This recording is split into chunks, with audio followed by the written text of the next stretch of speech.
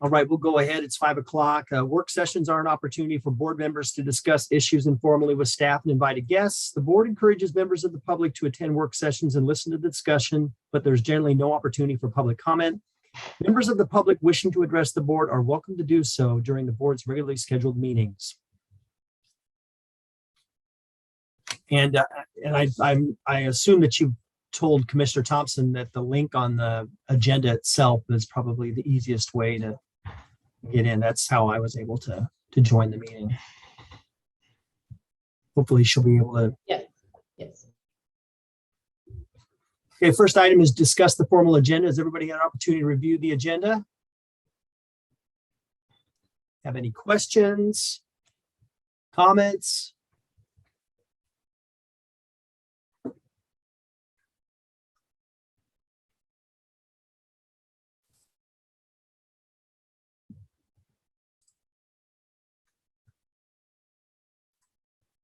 Here, I'm changing my view so I can see everybody there. Not seeing any questions, comments, so we'll go ahead and move on to our agenda item on the work session. The agenda item is community corrections funding and other law enforcement topics. It's on page 3 of our agenda. And we have our Sheriff, Matt Phillips, here, and I'll go ahead and turn it over to Matt. All right, thank you, Chair Coyle and members of the board.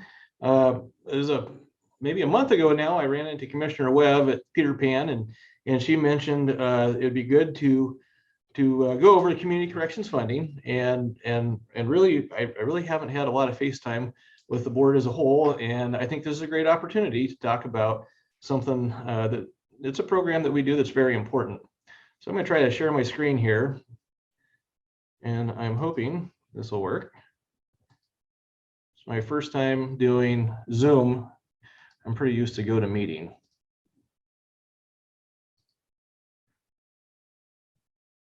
Okay, how does that look? Does it show the next slide also? It does show the next slide. Well, I'm not sure how to undo that right now, so we're just going to march forward. So also with me is Lieutenant Kristen Hanthorn. She is our Community Corrections Director. This is a very technical program. And by all means, she is the expert in the room on all these topics, and she can certainly be a resource to us as we go through these slides to discuss any topics of interest. So what is community corrections? It's actually a function of state government, but it's operated in partnership with 34 of Oregon's 36 counties. Within that, there's many counties that the community corrections is under the sheriff's office, and there's counties where it's a department under the county manager. That was the case for Clatsop County until 2011, when we traded emergency management for community corrections and animal control. Statewide, there's about 30,000 offenders that are supervised, and of that, Clatsop County has approximately 400 people on supervision. We provide supervision, community-based sanctions, services, and treatment to all these people, and the old term was parole and probation. So who do we supervise? I think first, before I talk about that, is you got to understand offenses. So an offense is any violation of the law. And at the bottom, you have violations, which means it's only punishable by a financial penalty. And then misdemeanors, there's a financial penalty and less than 1 year in jail stay. And then for felonies, it would be punishable by more than a year in prison. So we supervise people that are convicted of felonies and misdemeanors. They can be placed on supervision by the courts. That's called probation. Parole is going to be people that were sentenced to a term of prison prior to 1989. Post-prison supervision is the I think it was November of 1989 on. There's local control post-prison supervision, which comes from the supervisory authority, which it's me. And then the last thing would be interstate compact, which would be out-of-state offenders that happen to come into our county and we agree to supervise. Senate Bill 1145 was passed in 1995, but took effect January 1st of 1997. And it made some real major changes to community corrections in Oregon. This is when counties, in partnership with the Department of Corrections, assumed responsibilities for felons on parole, probation, and post-prison supervision. It also changed who went to prison and who went to jail. Like I said before, misdemeanors punishable by less than a year in custody, and felonies more than a year in prison. So it used to be all of the felonies went to prison, even if the term of incarceration was less than a year. So this is one of the changes that came with that, is that there will be people convicted of felonies, and they will do a sentence of less than a year for a felony, and it'll be done in a county jail. Some of the ideas behind this Senate bill was that counties probably knew best how to provide treatment and sanctions to the people that lived in their community. It was to build relationships with the other criminal justice stakeholders to provide better supervision and treatment. And certainly a goal was to reduce prison populations statewide, and money was given to counties to make up for these increased demands. Largely the money, especially today, is not in support of jail beds for people convicted of felonies. It's for community corrections funding. So funding is kind of a tricky process. It's legislatively approved every biennium, and this is usually called baseline funding. From that, counties receive money that's called grant and aid, and it's roughly based on the percentage of total offenders that your county supervises. For us, it's about 1.25% of the total number of people on supervision statewide. So we get 1.25% of that baseline funding. Another term often used is a current service level, which is the calculated cost of the currently legislatively funded programs and new programs, increases or decreases to caseloads, balanced out by phased out programs or pilot programs. There's adjustments for inflation. And long story short, that came to about $285 million for 21-23 biennium. The corrections population forecast is completed in May of odd years to determine the population to be funded.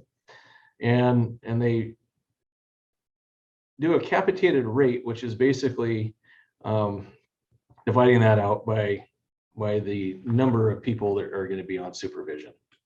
And so what that doesn't do is, over time, that will not accurately or provide the appropriate amount of money to fund community corrections programs. So that's why every 6 years, the state is mandated to do the actual cost study. The state has not fully funded community corrections since the actual cost study in 2006.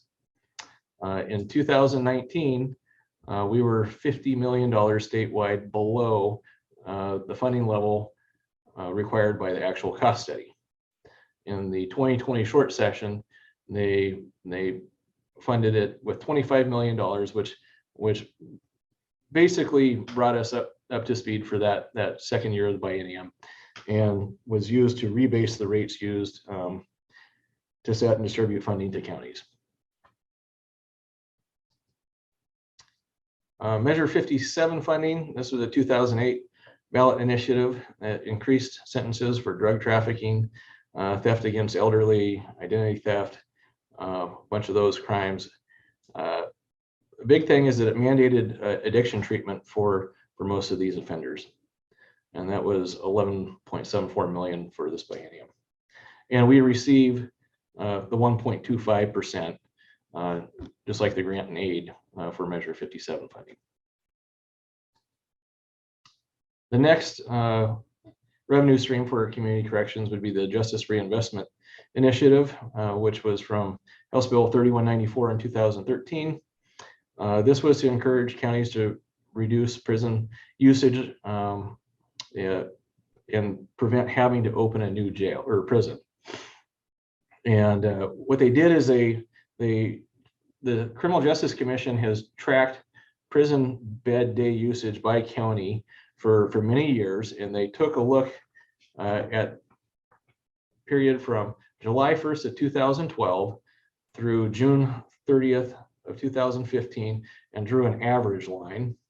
And they wanted us from that point forward to get our county specific prison usage below that baseline. And I have a slide that's coming up that will show you that. We use the JRI funding for our pretrial release program. And this is what it looks like in Clatsop County. I don't know if you can see my cursor, but just right there at 2017, we were above baseline for prison use. And we implemented our pretrial release program in September of 2017. And we can see a trend downward. And then you can see March of 2020, there's an even bigger decrease. And that would be associated with COVID-19 and the courts basically stopping and a bunch of other factors.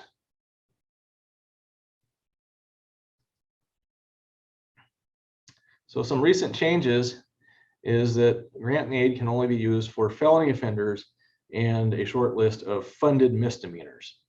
So Senate Bill 497 from 2020 narrowed down the list of designated misdemeanors that we can use state funding to supervise.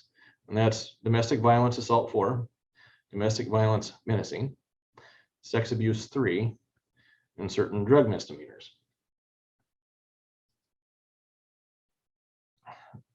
The next thing that happened is they eliminated our ability to collect supervision fees.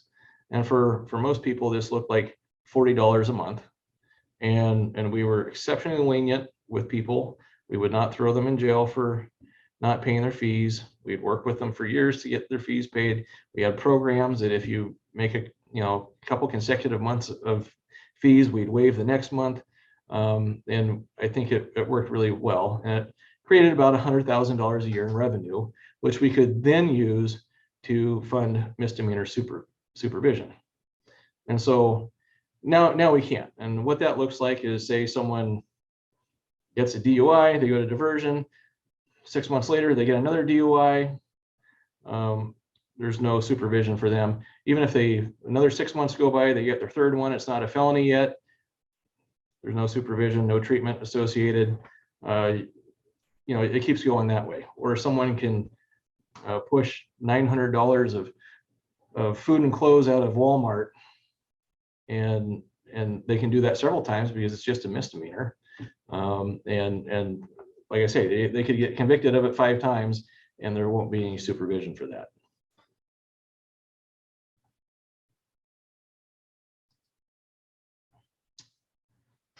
So the Community Corrections Division is headed by Lieutenant Kristen Hanthorne. We have 1 sergeant and 6 probation officers, but they're really deputies. And this year we will be requesting a 2nd sergeant. And that's because we have so many programs that are very technical, involves incredible coordination with contractors and vendors, and the reporting requirements are not for the faint of heart. We want to do a really top shelf job. So some of our programs are the cognitive behavioral therapy, which is provided both by trained staff here at the Sheriff's Office and the Community Corrections Division and contracted service providers. We have community service, which is where we place and monitor individuals ordered to perform community service as a part of their sentence, or sometimes as an alternative to being placed in jail for violating conditions of their supervision. We have the Family Drug Court, which is a voluntary program for parents with substance abuse issues who have children in custody of the Department of Human Services. We have Sex Offender Supervision, which is a program assessing each offender using validated risk assessments. We provide referrals to treatment, monitoring progress in their treatment, collecting DNA, performing community notifications, polygraph examinations, home and office visits. Adult Drug Court provides options for offenders charged with crimes which qualify for conditional discharge or felony diversion, as well as high-risk drug and alcohol-affected offenders requiring intensive supervision. We have the Mental Health Treatment Court, which is to reduce recidivism among adult probation, post-prison, and pre-adjudicated offenders with mental health or co-occurring disorders through rewarding and reinforcing pro-social behaviors and suppressing antisocial behaviors. And this is accomplished through intensive supervision, treatment services, and immediate sanctions. We have a gender responsive caseload for female justice involved individuals and those who identify as female. This is accomplished through trauma-informed responses and supervision strategies to reduce barriers to success and to provide them with affirming support. The driving under the influence supervision caseload is now only for felony DUIs. And just so you know, they usually say the third one is going to be your felony DUI, but it usually takes 4 to get there because the diversion often doesn't count. So that'll refer participants to substance use disorder evaluations and treatment. Our POs will monitor their sobriety and provide cognitively dosable sessions to promote change. So basically, don't overload them. We have electronic monitoring as an alternative to custody. We have GPS, which will provide the location of the person on supervision. And we can set up exclusion zones like around places or businesses where they're not allowed to be. And then SCRAM is alcohol monitoring. We have our pretrial release program. That's where we use validated risk assessments and defendant interviews to make objective release recommendations to the courts.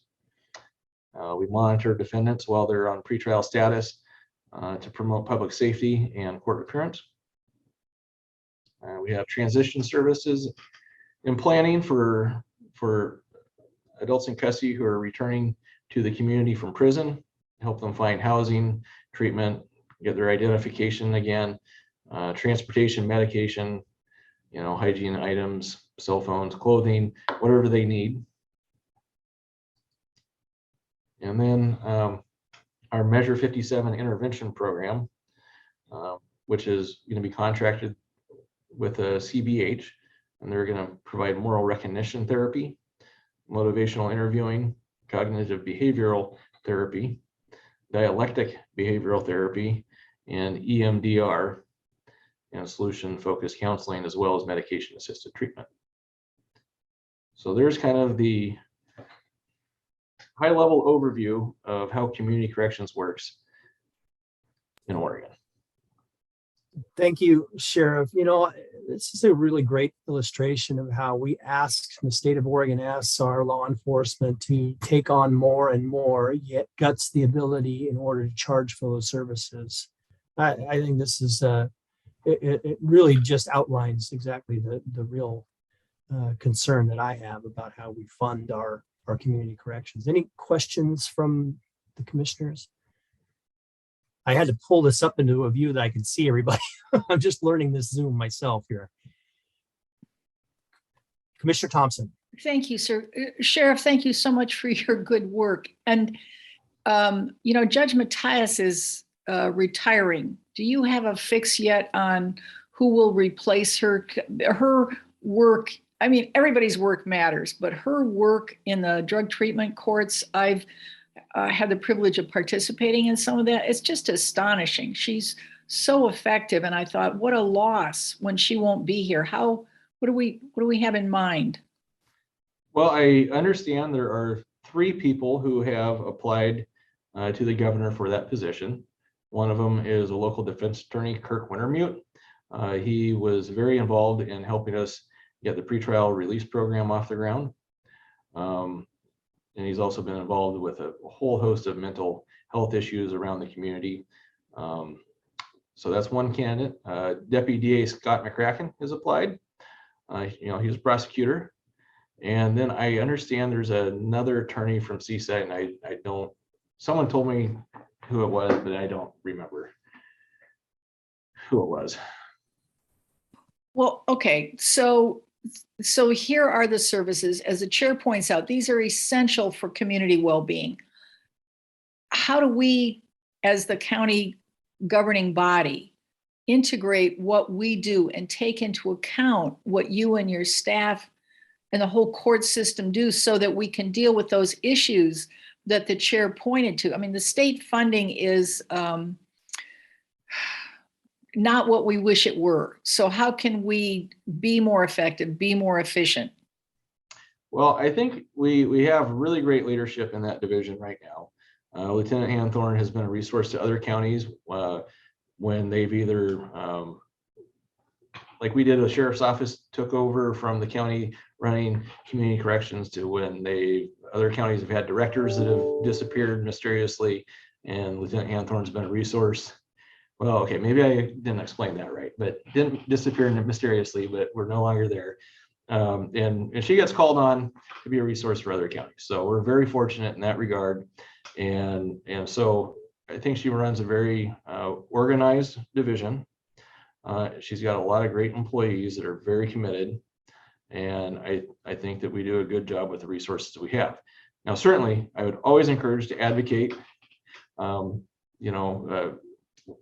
our senators and legislators to continue to increase community corrections funding, or at least fund it at the level established by the actual cost study. Okay, then can you send that information through? Because, AOC has a public safety steering committee, and maybe that's a place where that information might be useful, because I can't believe that we're the only county that cares about this or wants to make a difference with this. So if we can have data supported policy requests that we send to our legislators and take up through AOC, maybe that will help you. Mm-hmm. And Lieutenant Hanthorne, do you have any additional comments? She's the expert. I was just going to say a couple things that are on their horizon right now is the state courts is looking at the pretrial programs and wanting to step into that program and adding pretrial release officers that are court employees, which would have an impact on could have an impact down the road on our program. We've been pretty successful. We've been doing it now since 2017, so almost 5 years. And we kind of we look at the national pretrial recommendations, and we model our program after national standards. So that would be a concern for me, that we might down the road lose county employees because the state courts could step in. So that's something that we're kind of keeping an eye on.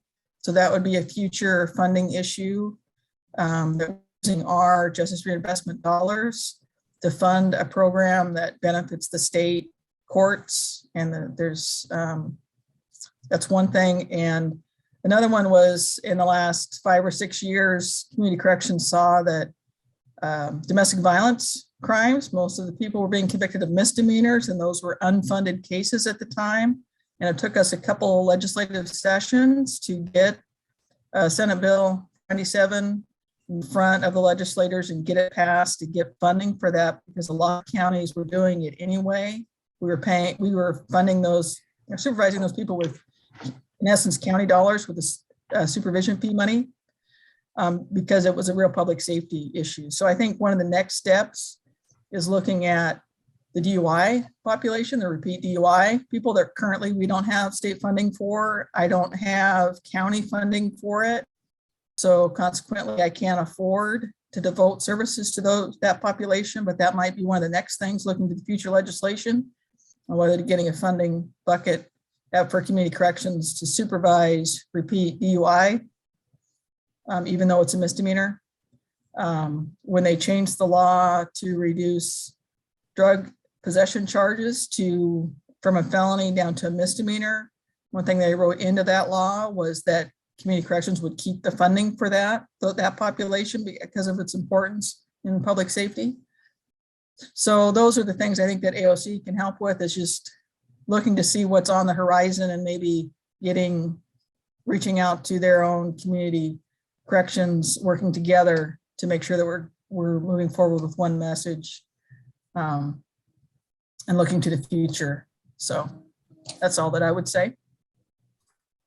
But I'm Thank here you, if you have any Lieutenant. questions. Yeah, thank you, Lieutenant. Do we have any other questions of either our sheriff or Lieutenant Hathorn? Commissioner Webb?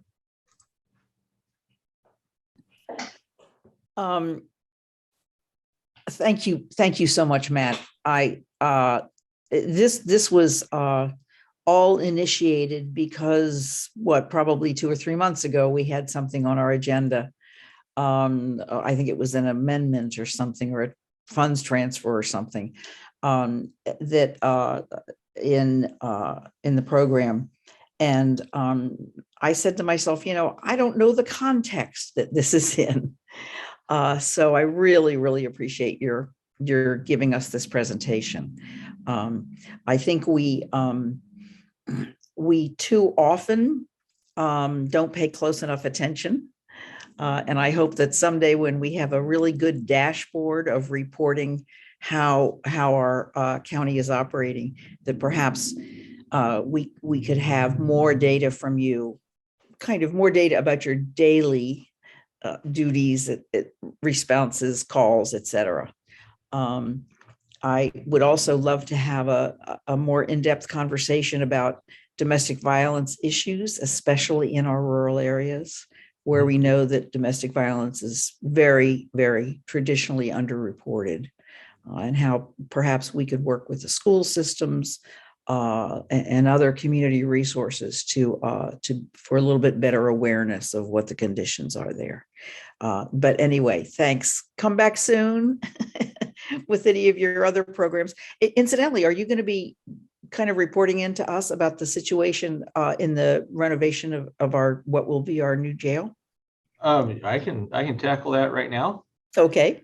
So I think the commissioners are all aware that we had some challenges early in this project as it relates to budget. And then of course we didn't time well this project because of COVID. That was inconvenient. And then of course we got shortages of all kinds of things nationwide, but we are still moving forward. We're doing really great right now. Today they finished pouring all the new floors throughout the facility. There's a roof over the whole thing.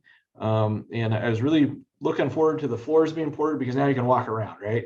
It was just rocks and rebar and kind of a hazard. And now you can tour the facility and have a real feel for what it's going to be like. There's still a lot of construction materials all throughout the site. So it is a hazard to navigate still, but they are making tremendous progress right now. I think that maybe in another month, it'd be wonderful to take everyone for a tour so you can see the progress that's being made. And I think in about another month or so of construction, each of the spaces will be well defined and you can see what each thing is going to be. Yeah. Cool. Yep, that's cool. In other news, I want to give a shout out to Commissioner Thompson. She spent the previous 3 hours with an AOC meeting, prioritizing courthouse remodels, renovations, new courthouses, planning. And I think she did a wonderful job advocating and representing Clatsop County. And we ended up number 2 on priority for renovation. Yeah, you have to tell them. Yeah, we ended up to be number 2. So now So thanks to the sheriff and the staff for sending us forward, because we're going to have protection for people by actually checking to see if weapons are being carried into the courthouse. What a good idea, right? Yep. The last thing, and I don't know, Chair Quayla, how much more time you have me penciled in for, but I know Commissioner Thompson had some interest in what's going on the drug scene. And so should I tackle that briefly? Yeah, we got plenty of time, Sheriff. Yeah. So one of the things that has become a problem statewide is marijuana grows. And in Southern Oregon, what we're seeing is is huge illegal marijuana grows that are actually funded and operated by cartels. And our county is not immune to that. Back in September 8th and 9th, an operation that was called Operation New Green Dynasty. This is an Oregon State Police investigation. They served search warrants at 26 locations in Clatsop, Columbia, and Polk counties. There was 5 residences in Westport in our county where they recovered just about 4,500 marijuana plants from an illegal grow. There's a lot of cash and other things, and this was one that was right under our nose, but we didn't really know it. And this was also complicated too, because we believe that all the people that were running these grows were victims of human trafficking. But as state, county, and city law enforcement officers are prohibited by law from inquiring about the status of someone's being in the United States. So that remained unresolved in that investigation.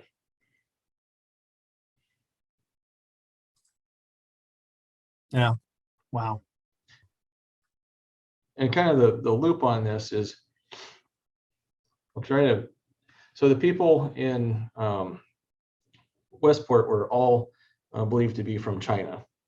And we know that all the ingredients for fentanyl and methamphetamine are coming from China and going into Mexico and getting turned into drugs and then brought into the United States.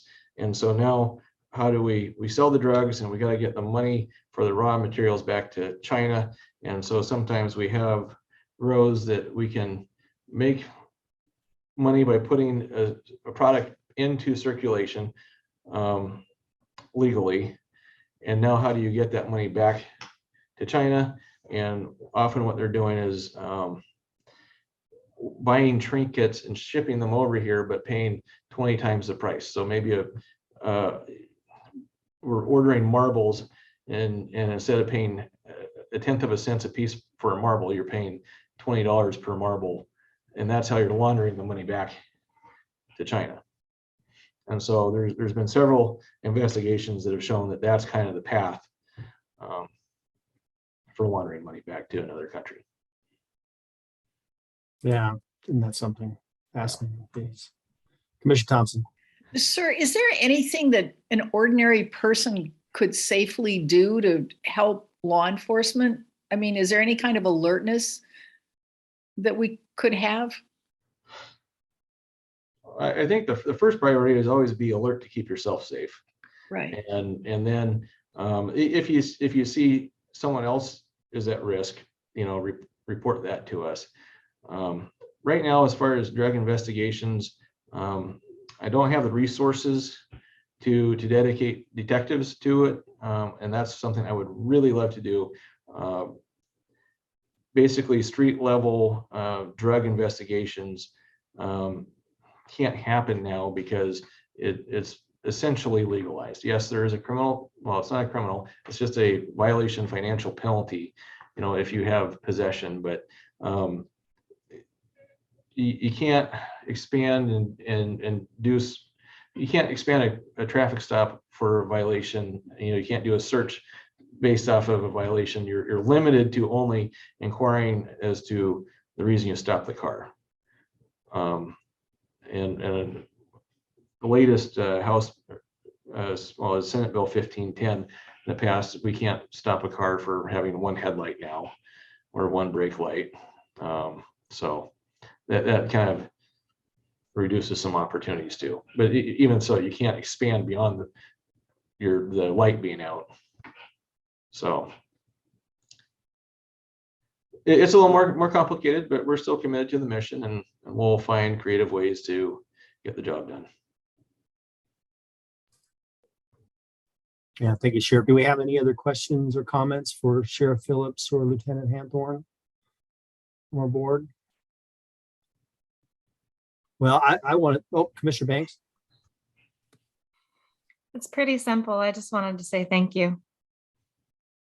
that's really it. I think you guys are doing a great job, and thank you. And reach out anytime that you need assistance with anything. Well, I appreciate that, and I've always been very grateful for the support of the county commission.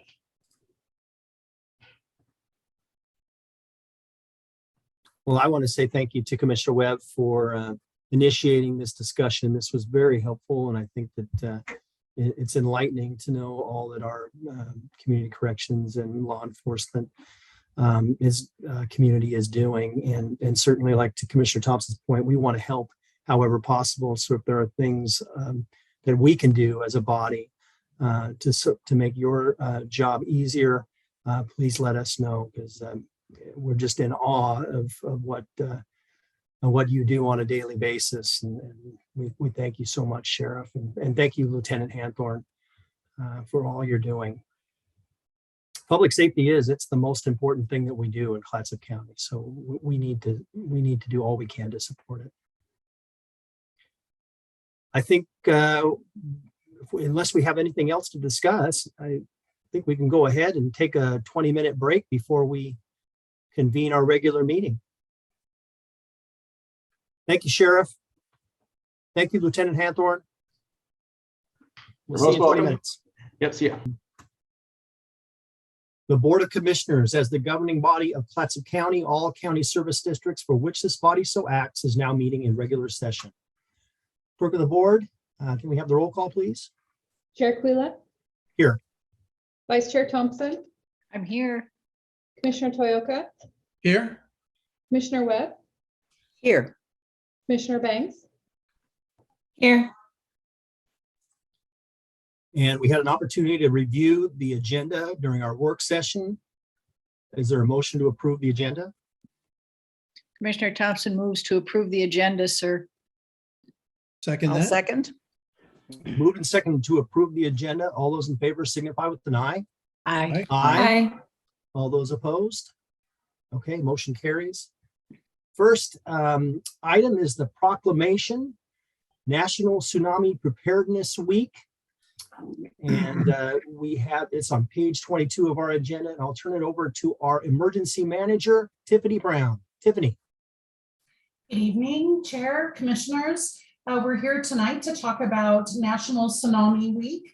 It generally occurs during spring break here in Oregon, and it's a good reminder that we have a lot of visitors here and the challenges that would bring if we had a tsunami during that time. It's 1 week long. We'll be dedicating some extra messaging efforts to tsunamis, particularly the difference between a distant and a near shore tsunami, and the protective actions that you take afterwards. It's timely. The cities and I met this morning to talk about Cascadia Rising, the catastrophic exercise that we'll be doing in June. And that's our scenario. It's really on our minds. And I appreciate you taking the time to talk about it and read the proclamation tonight. Thank you. Thank you very much, Manager Brown. Do we have a motion? So, Mr. Chair, I would move to approve the resolution and order proclaiming March 21 through 25 to be National Tsunami Preparedness Week, and authorize the chair to read, then sign the proclamation. Second that.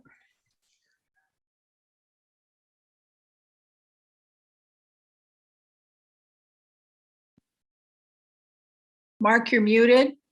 Chair Quila, we cannot apologies. hear you. Can you hear me now? It's been moved and seconded to approve resolution and order proclaiming March 21st through 25th to be National Tsunami Preparedness Week, and authorize the chair to read, then sign the proclamation. All those in favor signify with an aye. Aye.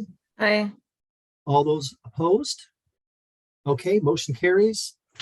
In the matter of proclaiming March 21st through 25th, 2022 to be National Tsunami Preparedness Week. Whereas the National Tsunami Preparedness Week is a nationwide coordinated effort sponsored by the National Oceanic and Atmospheric Administration each March to encourage Americans to prepare for tsunamis. And whereas this year marks the 58th anniversary of the Great Alaska Earthquake and tsunami, which caused tremendous damage and a loss of life on the Oregon coast. And whereas a major earthquake associated with the Cascadia subduction zone, which generated strong ground shaking and a destructive tsunami, was last recorded in the year 1700 and has an average reoccurrence of every 300 years. And whereas the Emergency Management Division mission is to plan for catastrophic disaster and raise awareness around tsunami preparedness procedures. And whereas investing in the preparedness of individuals, families, businesses, homes, and local communities can and does save lives and property and lessens the impact of a disaster such as an earthquake or tsunami. And whereas this event aims to increase public awareness concerning the importance of disaster preparation and to persuade individuals to take action. Now, therefore, be it hereby resolved that Clatsop County Board of Commissioners does hereby proclaim March 21st through 25th, 2022 as National Tsunami Preparedness Week in Clatsop County and invites all community members to join in this observance by encouraging all citizens and businesses to develop their own emergency preparedness plan and work together toward creating a more prepared society. Dated this 9th day of March, 2022 by the Board of Clatsop County Commissioners. Thank you very much, Tiffany. We will move on to our next item, which is business from the public. This is an opportunity for anyone to give a 2-minute presentation about any item on the agenda, except for public hearings or any topic of county concern that is not on the agenda. Clerk of the board, are there any members of the public who have registered to speak? No, there are not.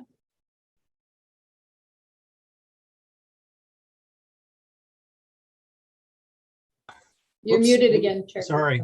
Yeah, I'm getting getting crossed up here with my mute button.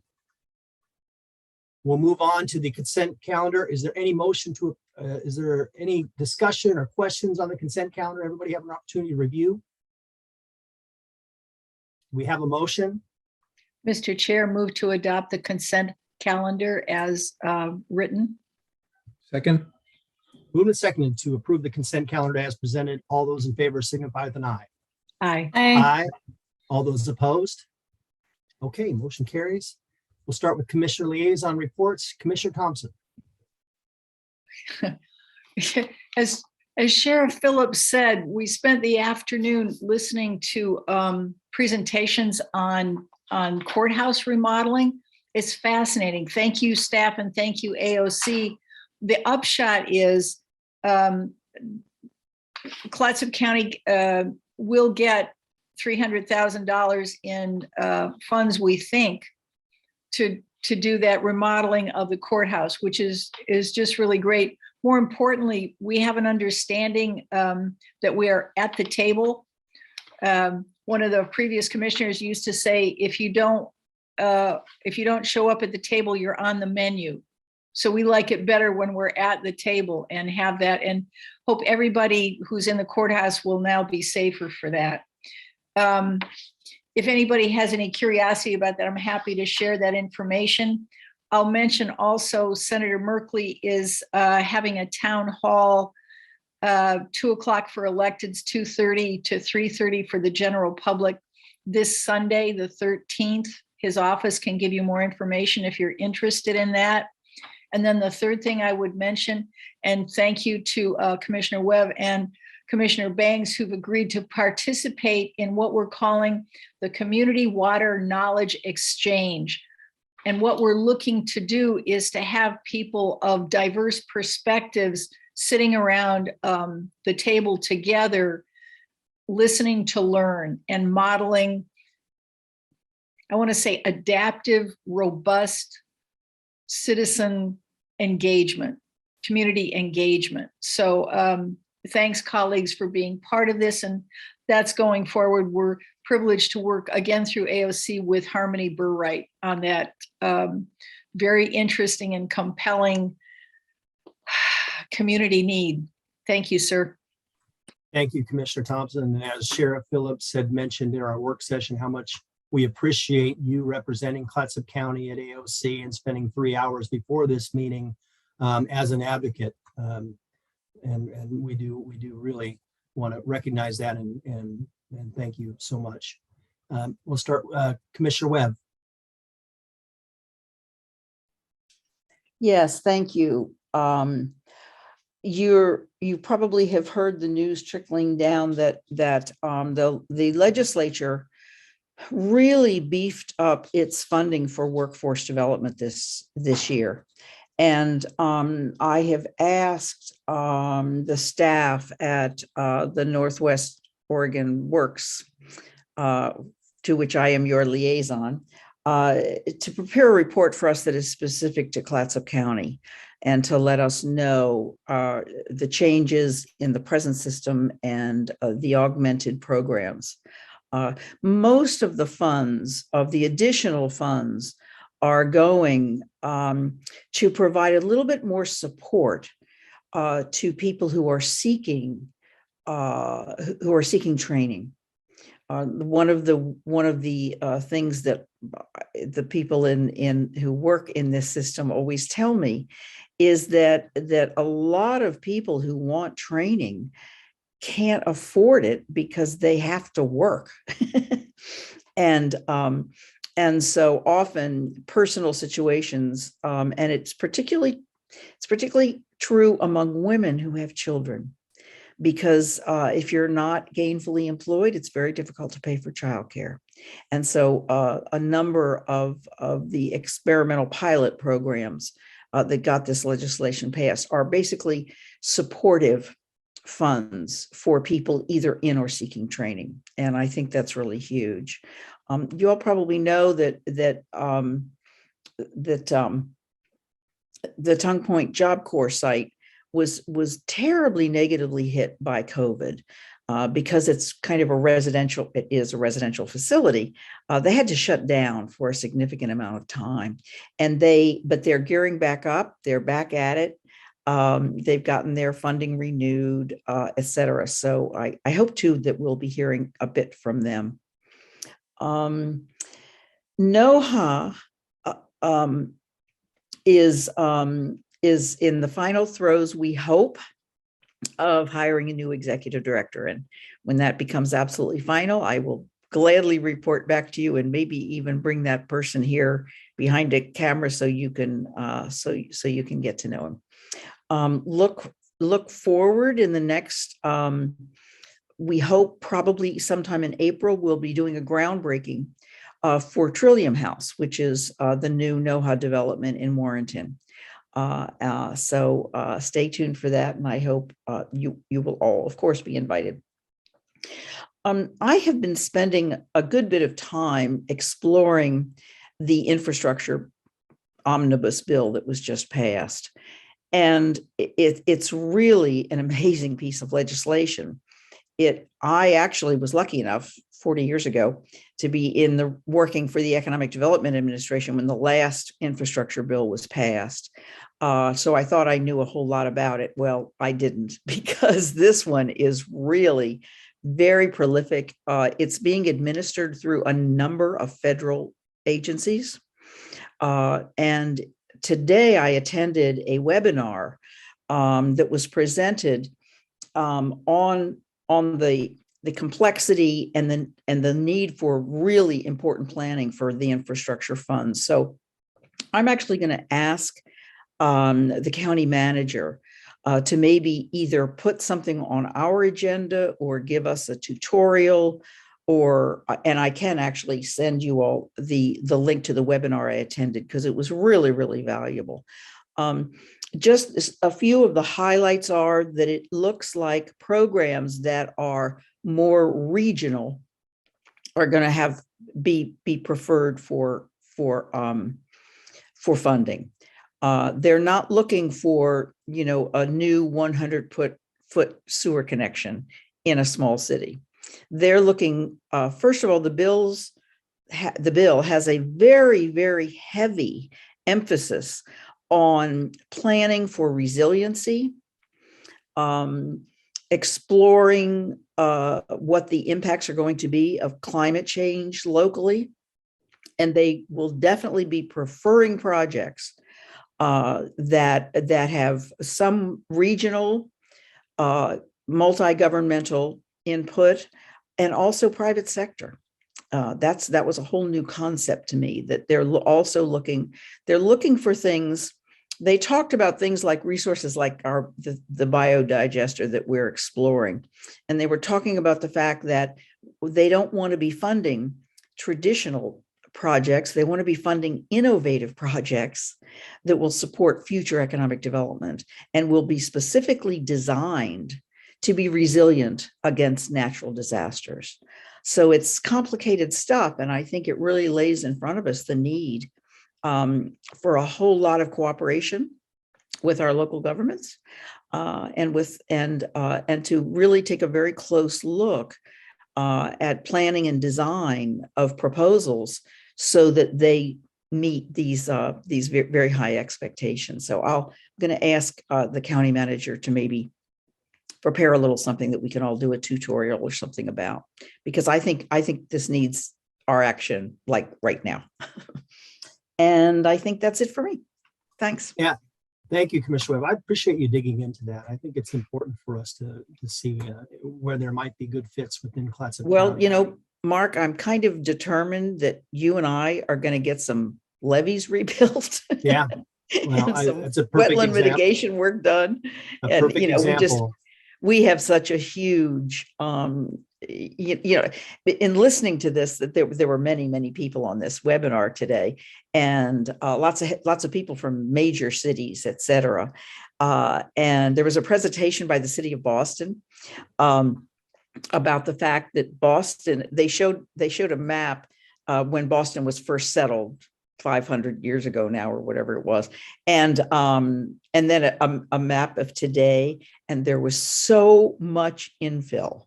I mean, I didn't realize that whole area has been built on infill. Yeah. And the fact is that with sea level rise, they're going to lose a lot of that land. And so it was humbling. Yeah. So I'll keep you informed. Yeah, please do. And yeah, I'll be curious to see the link, to share the link there of the webinar.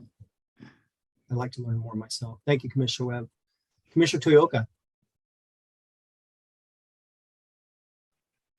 Oh, good evening, everyone. Just a couple small things. One is the board, we had that strategic plan retreat on Monday, and just wanted to say, number one, it was very refreshing to be in person once again, and the ability of all of us in person together, accomplishing the dynamic is really good.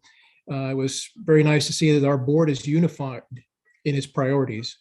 If we looked at how we prioritize, and I looked at our objectives, we are very much aligned as a board in the priorities for the county, which is very nice. And I think probably refreshing as far as if you look at statewide, I don't know how many boards are this aligned.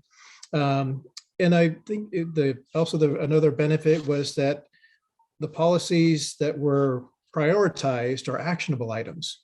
They weren't aspirational. They weren't, visional. They were actionable items that we put forth that will do good for the county. So, as a governing body, I think we are in a very solid direction in our strategic plan. If you just look at our priorities, our goals, and that we are unified, very solid, just very happy with that. Thank you to my fellow commissioners. I mean, it was a pleasure, and I can't wait to keep working in person together. Another thing is, I know I've been approached a lot this last few weeks, people in Seaside Gearhart, especially playing fields for our youth. So I know I've got some work to do with our planning department, planning director. There's going to be a lot of zoning requirements and changes, but now that we're coming out of COVID, the kids have been cooped up for 2 years. And with the new school district, the new school in the hill for Seaside, we've lost some fields, we lost some capacity for our children. It's nice to see the communities rallying around the youth, and they want more fields, more facilities. And so now it's just, I'll help to be the liaison between the planning department and these different groups, these different volunteer organizations, to help get some more fields for our youth in the community. And I think I'll stop there and pass it on. Thank you very much. Yeah, thank you, Commissioner Toyoka. I appreciate you working on that. Commissioner Banks. I just wanted to take a moment and echo everything Commissioner Toyoka said about our strategic planning session. Not only were we in person, but we were in alignment, and that was fabulous. I love that it's actionable, like he said. And then follow up. I'm so appreciative that you are taking a moment to make sure that our kids in our community are going to be cared for, and doing that liaison work. On a note regarding community kids and community development, I recently attended our Fair Board meeting, and COVID has caused quite a rift in just, I think, a lot of communities and a lot of businesses. Our fair is struggling with finding available contractors because, staffing levels are low. I mean, they're low everywhere. And so being able to, contract with our normal contractors for fair has become a bit of a struggle. I have a lot of faith in our Fair Board. I feel like they're doing an amazing job working together. And I feel like that they're going to develop something very fun for our community in this upcoming summer. It may look different, and different's okay. So I think that as we move forward and more news comes out regarding what our fair is going to look like this year and what our community, it's just a great community celebration. What that great community celebration is going to look like this year is potentially different, but it's going to be great. And pardon me if you hear my children yelling in the background. And then on a separate note, I've been spending some time developing a positive working relationship with, or a positive relationship with the interim state forester here with the Oregon Department of Forestry. I've opened up the doors of communication, and I'm hoping that those communications remain open and positive. And I'm just working to be a voice for our community and for our state lands that we have here in our community. And then I will pass the baton back to Commissioner Aquila for an update on childcare, maybe on, I don't want to steal any thunder. I'm just going to be quiet. You're still muted, sir.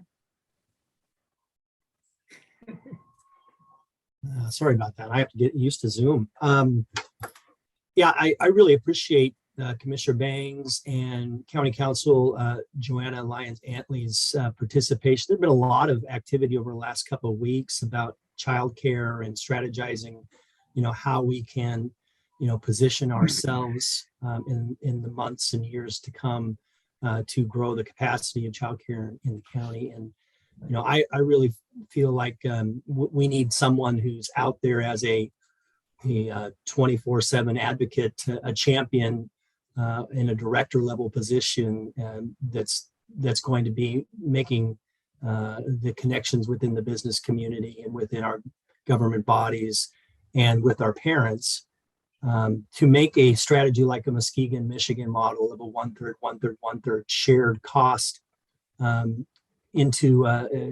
put that into action in Clatsop County. It's a big lift, and I do hope that we can agree as a child care task force to a strategy to implement that. And so there's been a lot of folks like Dan Gaffney that have been doing research on this, and Eva Manderson from what is her role is with ESD. I'm sorry. Yeah, they have both have great ideas, and we've seen have a lot more interest with Little Sprouts closing, and I'm hopeful that we can find solutions for Little Sprouts as well, because that's going to be a big hole in July, and not having that available as a space. So yeah, more to come, I think, within the next few weeks. I hope by the end of the month we can report something out of substance. But again, thank you for all of the input. We're receiving a lot of parents, providing us suggestions and recommendations. And I'd hopefully sort this out and find a path forward. But again, thanks to all your work on this, Courtney and Joanna. I also would echo John's Commissioner Toyoka's comments about the strategic plan. I really was really appreciative to the staff being there and supporting us as we went through the process.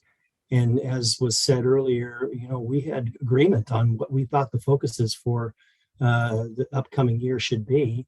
I didn't expect that. I thought it might be, I didn't know what to expect, but to have that out as the outcome was really heartening, and it made me feel energized for the year to come. Again, thanks to my fellow commissioners, thanks to Terry Moore from PSU for facilitating it, and of course our county staff and administration for leading the way. Yeah, it was a great session. Okay, I'll turn it over to our Assistant County Manager, Monica Steele. Thank you, Chair. So just a couple of updates. Staff have begun this week and will be carrying into next week budget meetings. So everybody's pretty busy getting work done on that. We're also continuing to move forward on our space planning efforts. We met with our architects back in December, and they've been compiling all the information from all of the departmental meetings as well as the meeting that they had with you. We've been having weekly meetings. We're getting ready next week to meet again with all of the departments to go over to make sure the information that they've captured is accurate. And then we'll be coming back to your board to kind of share some of this information with you as part of the process in April, on April 6th. We hope to have a final report in June. And then last but not least, you all, I believe, had an opportunity to meet our new Community Affairs Officer, PJ Angelini, at the strategic planning meeting. It's been a exciting and busy week for her. On her third day, she's gotten to do a lot. She's already met with several departmental staff as well as, I believe, spoken to some of you about scheduling appointments. And so I just wanted to welcome her aboard as well. So thank you. Yes, thank you, Monica, and welcome, PJ. Great to see you at our strategic planning meeting, and I look forward to having a one-on-one and talking more. And I also wanted to kind of mention that at the fair, you mentioned the fair there, Commissioner Bangs, and we do have a headliner. Trace Atkins is going to be at the fair this year. That's pretty big. That's awesome. Okay, we'll move on to the public hearing. The public hearing is on page 62, amends section 1.1 of the administrative code. And let me see. I can get to it here. I'll go ahead and turn it over to our Assistant County Manager, Monica Steele. Thank you, Chair. So staff are coming before you again, requesting that the board amend the administrative code to include emergency management as a recognized department. The board opened the public hearing at the February 23rd meeting, and we are now asking that your board approve the amendment and conduct the second reading of ordinance 22-02 by title only. And I'm happy to answer any questions if there are any. Any questions for our Assistant County Manager? Okay, if not, we'll go ahead and open the public hearing. Clerk of the board, are there any members of the public who have registered to speak? No, there are not. Okay. Is there anyone who has joined us who would like to speak on this topic? Okay, if not, I'll go ahead and close the public hearing at this time. Any discussion from the commission? Okay, do we have a motion? Mr. Chair, I would move to approve the amendment of the administrative code to include emergency management as a recognized county department and conduct the second reading of ordinance 22-02 by title only. Second. It's been moved to approve the amendment of the administrative code to include emergency management as a recognized county department and to conduct the second reading of ordinance 22-02 by title only. All those in favor signify with an aye. Aye. Aye. All those opposed? Okay, motion carries. Council, will you read the ordinance by title only? An ordinance amending Clatsop County Code, Section 1.04.010 to add Office of Emergency Management. Thank you, County Council. We'll move on to our business agenda this evening. First item is the Budget Committee appointments on page 66. And I'll turn it over to our Budget Officer, Jennifer Carlson. Evening, Commissioners. Tonight we are asking that you appoint the Budget Committee appointments for the vacant positions on the countywide Budget Committee along with the special district committees. For the countywide Budget Committee, there are 3 vacancies. Those are for districts 1, 4, and 5. We currently have 4 applicants: David Ogier from District 1, Debbie Booth Schmidt from District 2, Gretchen Allen from District 4, Norman Brown from District 5. For the 4-H and Extension Service District Budget Committee, there's 1 full-term vacancy, and we have 1 applicant, Thomas Enck. On the Westport Sewer Service District Budget Committee, there are 4 vacancies, and we have 1 applicant, Jeff Hazen. For the Road District Budget Committee, there are currently 5 vacancies and no applicants at this time. And are there any questions? Any questions? And as it's kind of posed here, we will make a motion including all of these boards, correct? One motion. Okay. We have a motion. Mr. Chair, I'm going to try this. If I falter, help me out, okay? We'll try. Okay, good. I'd like to nominate, I move that the board appoint David Ogier, Debbie Booth Schmidt, and Norman Brown.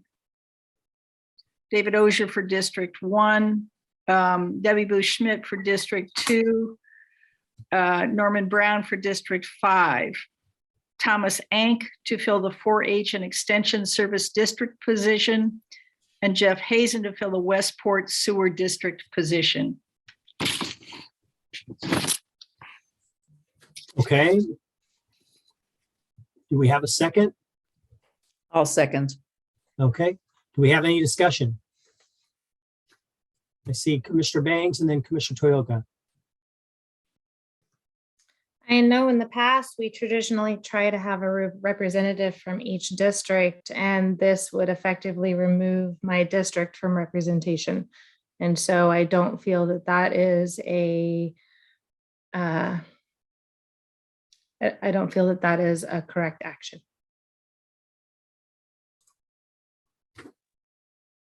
Okay, Commissioner Toyoka and then Commissioner Thompson. That was my question, is like, I just wondered, since we had the vacancies are for districts 1, 4, and 5, should there be individuals from 1, 4, and 5 to fill those vacancies, since they already had someone in 2 and 3 to represent those districts? Okay, Commissioner Thompson. Thank you, Mr. Chair. Colleagues, I respect your concern about my motion. I made it because of what for me were the outstanding characteristics of Debbie Booth Schmidt. She has been a county employee. She's been responsible for monitoring county-wide budgets in various roles she's had with the county, with the greatest possible respect and affection for Gretchen Allen, who's, I think, very capable. I think Debbie Booth Schmidt's on the ground lived experience makes her an invaluable person to participate in our countywide budget committee. And for that reason, I placed a lesser priority on the absolutely even distribution of the districts. And colleagues, I respect whatever you want to do, but I do think Debbie Booth Schmidt does have that lived experience actually being part of Clatsop County government. And for me, I found that compelling. Thank you. Thank you, Commissioner Thompson. I too kind of share the concern about the equal distribution. I really know both of them, Debbie Booth Schmidt and Gretchen Allen, I think would be both great budget members. I had kind of came into this thinking it was pretty clear that David Ogier, Gretchen Allen, and Norman Brown would be the ones we appointed simply because we have current members in District 2 and 3. So I guess that is how I kind of, Commissioner Thompson. I know we're blessed to have a wealth of good candidates.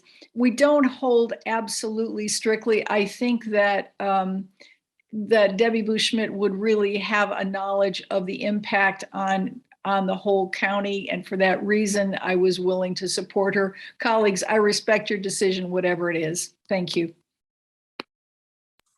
Thank you. Do we have any other discussion? I will be making my vote for David Ozer, Gretchen Allen, and Norman Brown, but the current motion is for District 1, David Ozer, Debbie Bush-Schmidt, and Norman Brown. Commissioner Webb. Excuse me. Unfortunately, with the redistricting, these are not really the current districts of residents. For instance, David Ozer is now in District 3. And I had asked for the appointment, well, I guess that's of Danelle Davis, because she has a business in my old District 3. And so she's no longer, now she is in District 5. Four. So I think some of these are, might be a little bit out of date.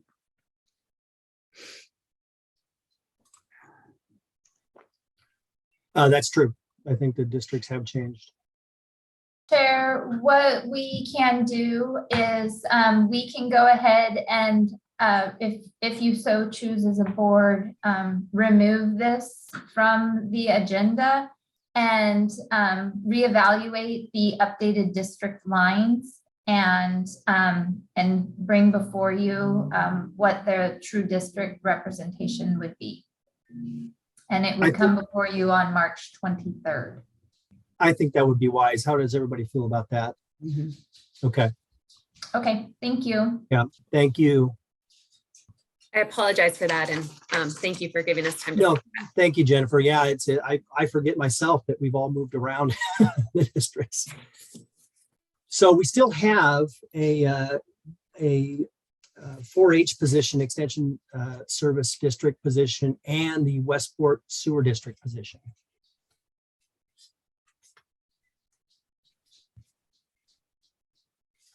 Do we feel comfortable making a motion to fill those two positions? Sure thing. 3.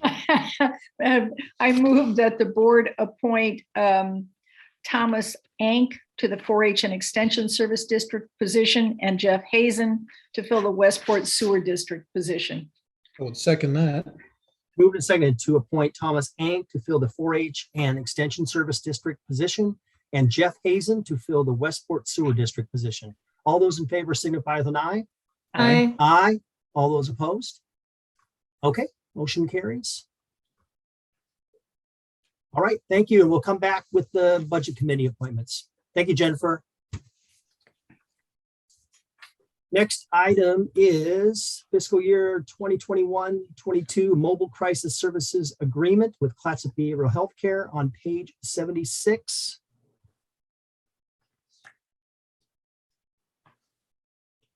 And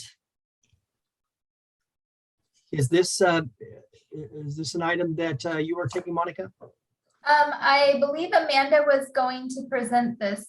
I'm not seeing if she's available. I can go ahead and present it though. So this is, we had brought before your board through a work session, the ARPA funding. And one of the items that was recognized as a need was the increased mental health services, more specifically a mobile crisis program. And so we worked on what that might look like with a county such as ours and the services that CBH is providing and how that can be incorporated in with law enforcement. CBH has had several conversations with the different law enforcement agencies. And at this point in time, they have already hired somebody and they are running a pilot program out of the Astoria police department with this individual, and to expand on that to the other city police departments as well as the sheriff's office. So this is a contract that would allocate $80,000 in the current fiscal year 21-22 to CBH to help account for the additional staff for this mobile crisis program. And I am happy to answer any questions that you might have. Thank you, Monica. Any questions? Commissioner Webb. I don't have a question. I have a comment about this. I think that this is an awfully important program, and it's received a lot of publicity. There's been a lot of public discussion about what such programs look like. And I know I have heard Amy Baker talk about, I think a year or so ago, when all over the state, people were lauding the Eugene Cahoots system. And Amy has expressed to me that her reservations with that model. And so this is not that model, but it is something that the sheriff and Amy and all of our local law enforcement people have really been talking about. And I think that given my first reservation about this was, is it sustainable? Because, you know, we don't want to start something that we can't keep supporting, but they all seem to think that it is. And so I'd really, I'd like to reward that wonderful cooperation and the redesign of a system that Amy certainly feels is most appropriate in Clatsop County. So I'm going to support this. Thanks. Thank you, Commissioner Webb. Commissioner Thompson? Well, Chair Quill, I don't want to put you on the spot, but I know that you're intimately involved with hospitals in downtown Astoria. I wonder, I appreciated Commissioner Webb's comments on this. Do you agree with her? Is there anything else we need to do? Is this enough? I think we all probably want to support this, but I wonder if we need to do more.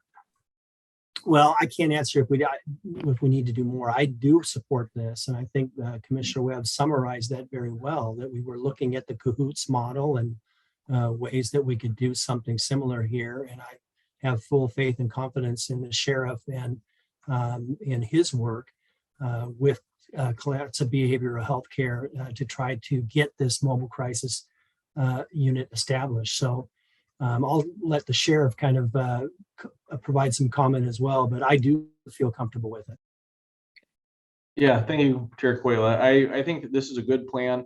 That this first position would be primarily working with Astoria Police Department, but also working with anyone within close reach, certainly our jail as well.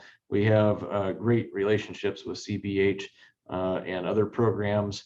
Right now, we are just finishing the final stages of a soft handoff from people released from the jail to recovery allies, so that we should be, having services right at the moment that they leave the jail. So I think this will be successful. I wish that we had more positions and more, like a deputy that was dedicated to do this, so that there was more behavioral health response tied in with law enforcement, but this is a great start, and I think it'll be an effective program. And I'd also like to just add, and the sheriff can also chime in too, that when we were working on this contract with Amy and CBH, one of the things that we were really trying to focus on is not so much about a reaction, but making sure that that this individual, along with law enforcement, are out on the streets making the relationships and not just waiting for the calls to come in to go and respond. And so I think, that, like we mentioned, this is starting in Astoria. Next year, the ARPA fundings do increase, and hopefully by then CBH will be able to find additional staff because everybody's having a difficult time finding staffing.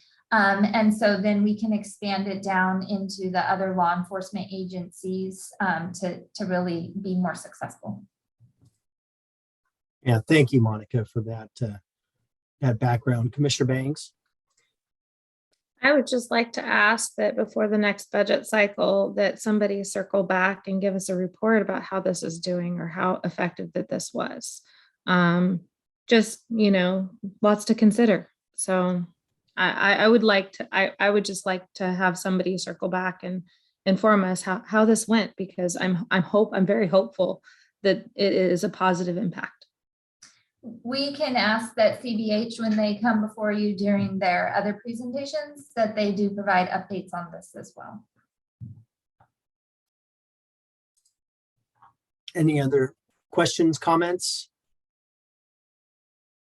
Do we have a motion? Mr. Chair, I move that the board approve the attached fiscal year 2021-2022 Mobile Crisis Services Agreement between Clatsop County and Clatsop Behavioral Healthcare for a not to exceed amount of $80,000, authorizing the county manager to sign the agreement. Second.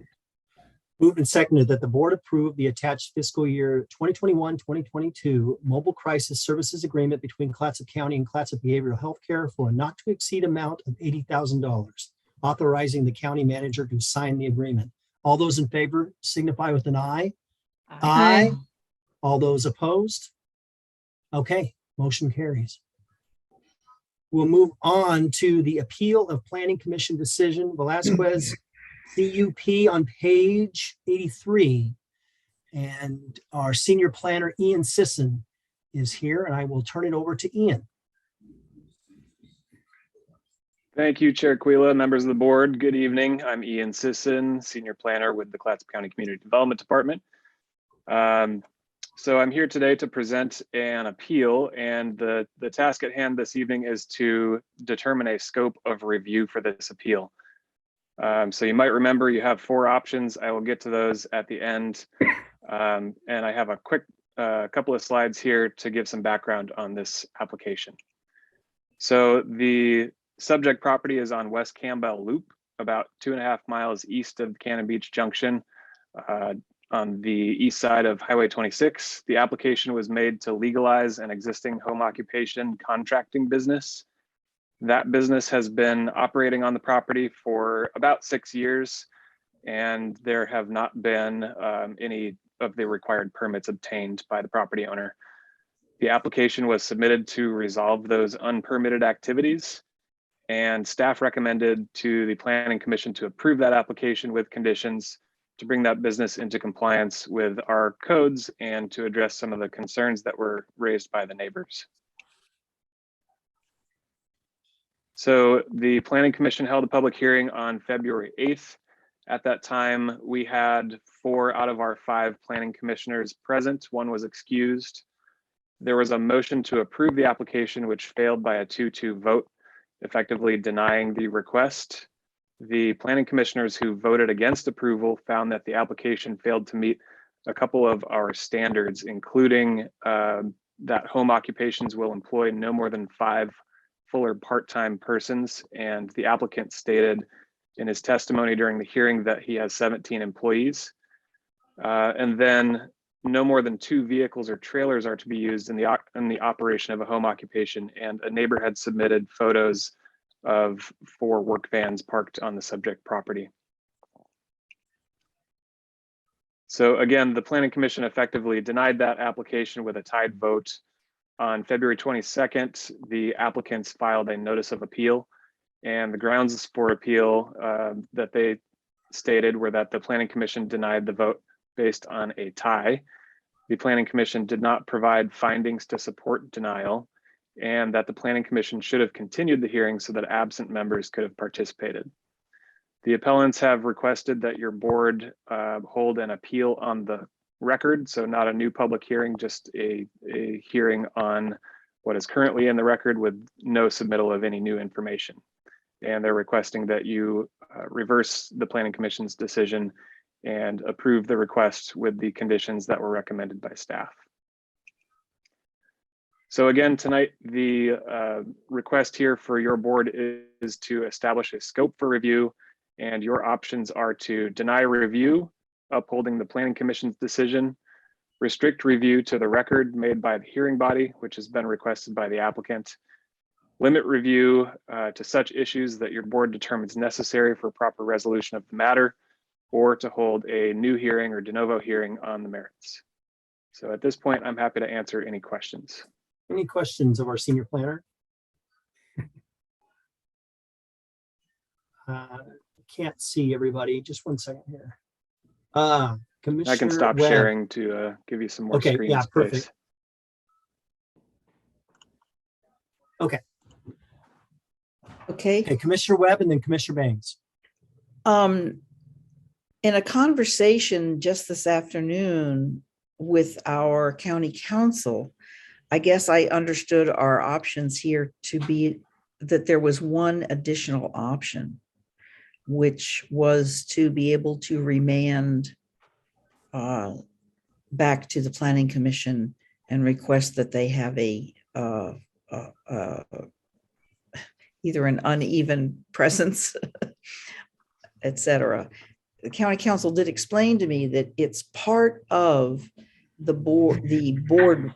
Planning Commission rules that a tie vote is a negative vote. So I'm a little confused, I'm sorry, about what our options. Maybe Joanna can come forward. Let's let county council answer that. Chair Quayla and commissioners, thank you for the opportunity to speak with you. This is Joanna Lyons-Antley.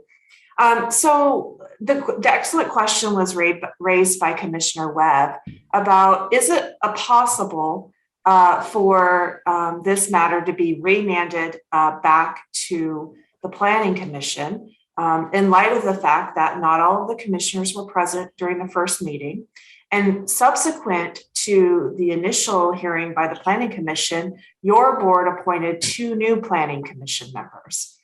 I took this issue to a land use expert, Chris Creed. He, in fact, did affirm that you can remand this issue back, but according to our rules, so section 2.2240, it has to be upon review. So what Chris advised me was that if your board wishes to remand it back to the Planning Commission, your board would take up the issue upon review, have a pro forma hearing, and then accept a staff report that would recommend that the issue is remanded back to the Planning Commission. And that could be a way where, in fact, you all could remand the issue back to the Planning Commission for further consideration. You do not have to state that there was an error. In fact, you can just state you would like the benefit of the full Planning Commission to consider the matter. And I'm happy to answer any further questions. Thank you, County Council. Commissioner Banks. Well, so a couple things stuck out to me. One was that the Planning Commission didn't take the staff recommendation. That was the first thing that stuck out to me. And then the second thing was, again, what Commissioner Webb brought up was that not all of the Planning Commission was present. We had just elected 2 more, and, asking the question of how back to, send it back to the Planning Commission for additional review. And so I personally would like to make a motion that our board holds a pro forma board hearing, and at that hearing, take a staff recommendation to potentially remand the issue back to the Planning Commission. I'd second that motion. Okay, it's moved and seconded to take up the matter on review, pro forma review, at which time we will consider remanding back to the Planning Commission. Is that correct motion there? Okay. All those in favor signify with an aye. Aye. Aye. All those opposed? Okay, motion carries. Thank you, commissioners. Thank you, County Council. Thank you, Ian. Thank you, County Council. All right, we don't have anything else on the agenda this evening. Do we have anything for the good of the order? Commissioner Thompson. I just wanted to say I had goosebumps that we made emergency management a department. I think this is how you can tell that not only are we aligned, but we're all kind of nerdy because we think it's really exciting when we get to have a department now that's dealing with emergency management. So hooray for everybody concerned. Thank you. Thank you, Commissioner Thompson. I agree. Any other items for the good of the order? Okay, not seeing anyone. I appreciate everybody's time this evening. Have a good rest of your night. And we'll talk to you soon. We're adjourned.